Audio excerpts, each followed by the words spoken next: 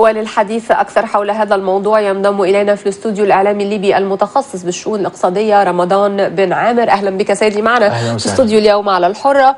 ويعني حينما نتحدث عن تخفيض التصنيف الائتماني لليبيا، ماذا يعني هذا؟ ما هو الأثر الذي سوف يعود على ليبيا؟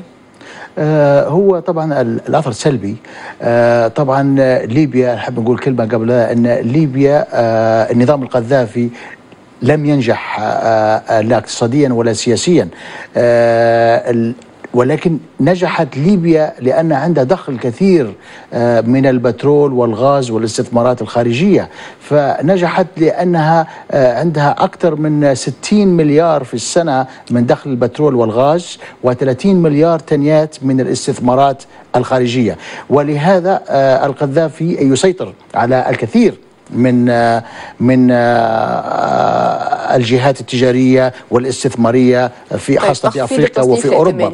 والتخفيض التصميم بيسكلي أنه هو معناها القدرة الشرائية والعملة الليبية. طبعا هي بدأت أن هي بتنزل يعني، وبمعنى ذلك أن السيولة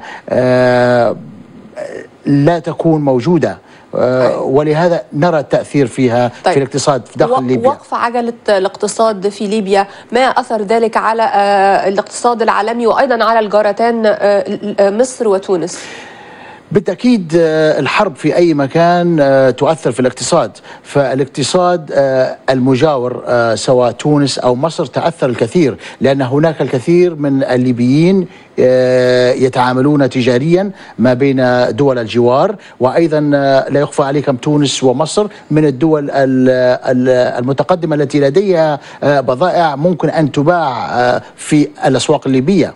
طيب سيدي، يعني لو بقي الوضع كما هو عليه ولم يحدث أي تسوية سياسية للأزمة، ما هي منافذ إنعاش الاقتصاد في ليبيا؟ الاقتصاد الليبي وللأسف المركز الرئيسي له هو البترول والغاز. فبالرغم من أن وجود أماكن سياحية كثيرة ممكن أن تستثمر ولكن وأيضا عقارية ولكن لم تستثمر، فالاعتماد الكلي هو البترول، الغاز والنفط وبعض البتروكيماويات التي برضو هي مشتقة من البترول. فإذا كان ما حصل تصدير لهذا البترول فسيكون الاقتصاد سلبي. أنا تحدثت عن السيناريو في حال عدم حدوث تسوية سياسية. خليني أكون متفائلة وأقول حصلت النهاردة تسوية سياسية للأزمة، ما هي انعكاسات ذلك على الاقتصاد الليبي؟ وإيه هو المدة اللي هيحتاجها الاقتصاد الليبي ليخرج من هذا المأزق الذي هو فيه؟ أنا أعتقد أن الاقتصاد الليبي يعني نحن متفائلين كثير في الاقتصاد الليبي، لأن الاقتصاد الليبي له عوامل كثيرة من البترول والغاز والمشتقات والصناعات التي ممكن أن تقوم على هذا، وممكن أن تفتح مجالات السياحة، وممكن أن تفتح التجارة الحرة كما كانت في السبعينات والستينات، حيث أن ليبيا كانت بوابة لأفريقيا، حيث أن الوكيل التجاري في ليبيا كان يكون عادة وكيل العام في أفريقيا أو وكيل العام في شمال أفريقيا.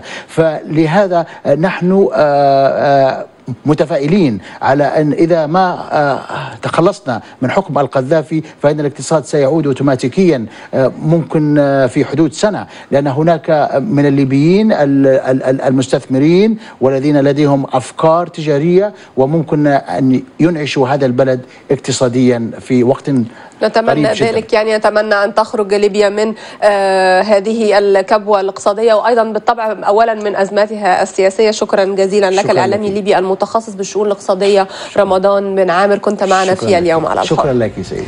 مشاهدينا الكرام، نلتقي الآن مع موجز بأهم وآخر الأخبار ثم نعود بعد ذلك لمواصلة اليوم على الحر.